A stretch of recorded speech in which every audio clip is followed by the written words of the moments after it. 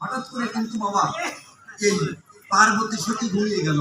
সতী যখন ঘুমিয়ে যায়, ঘুমিয়ে যাওয়ার সঙ্গে সঙ্গে ফুলমণি কাব্য প্রসঙ্গে ওইখানে তো কোনো প্রাণের অস্তিত্ব নাই, কিন্তু ওই যোগ তত্ত্ব যখন বলছিল, ওই যোগ তত্ত্বের জন্য কথা মিথ্যা নয়, ওই সুখ শাড়ি যে ডিমটা পরে রেখে গেছিল, যেখানে প্রাণের অস্তিত্ব নাই ওখানে কিন্তু বাবা প্রাণের অস্তিত্ব ফিরে পেল।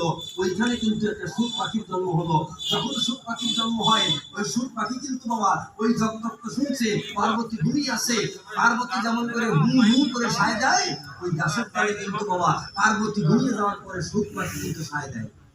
এই সুখ পাখি যখন সায় দিল, এই ভাগবত অমৃত কথা শ্রবণ করালো।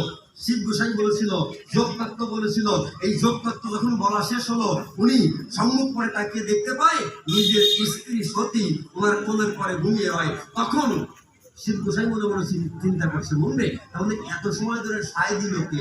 গাছের তালে তাকিয়ে দেখতে পায় যে একটা সুখ পাখি এত সময় ধরে সায় দেয়। এমন দৃশ্য যখন দেখতে পেল, উনি রাগে রাগান্বিত হয়ে সত্য কথা বোঝাই হয়ে ওনার ত্রিশূলখানা ছুঁড়ে দিল। যখন ত্রিশূলটা ছুঁড়ে দেয়,